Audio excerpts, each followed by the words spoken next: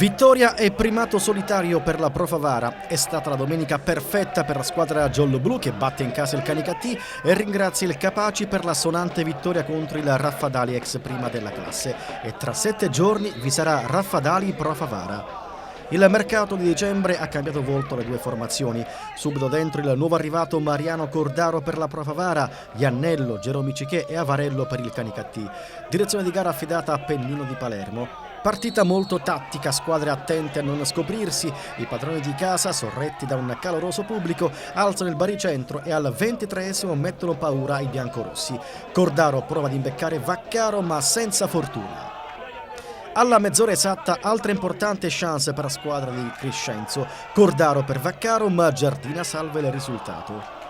Il Canicattì prova a colpire di rimessa, ma senza mai impensierire il gigante Loretta. Al 32esimo è la volta di Salemi, ma il derby non si sblocca. Mariano Cordaro è voglioso di fare bene e al 38esimo sfiora il gol. Il Canicattì chiude indenne il primo tempo. Inizio di ripresa sonnolento con le due squadre a darsi battaglia soprattutto a centrocampo. Il Canicattì perde per infortunio Gero Iannello. Al minuto 18 Cusumano non riesce a trafiggere Giardina. La pressione della Pro Favara è altissima. Al 20esimo il neoentrato Priolo esulta per un gol che però non viene concesso dall'arbitro Pennino e dal suo assistente.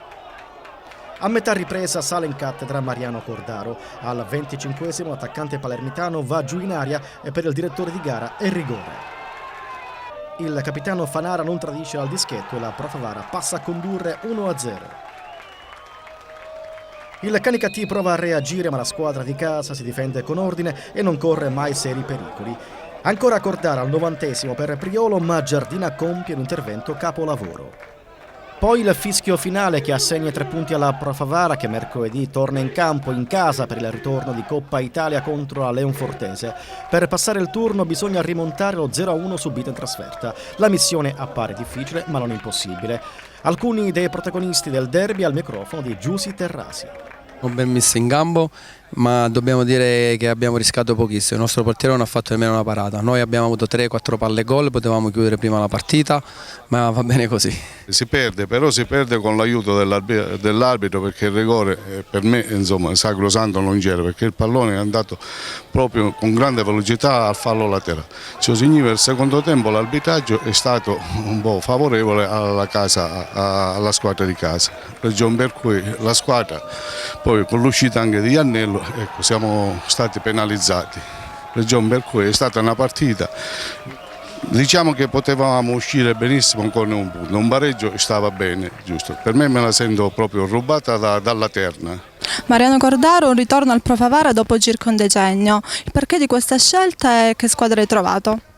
La scelta intanto è dovuta al fatto che la società, che conoscevo già da parecchio tempo, ha ambizioni particolari, è un progetto serio e quindi voglio dire non è che sono andato dalla Serie A alla Serie D, sono andato dall'eccellenza alla promozione che poi ci può stare, poi le circostanze erano quelle adatte per tornare e fare bene. Siamo molto uniti come gruppo, anche individualmente siamo una squadra che faremo il nostro da fare.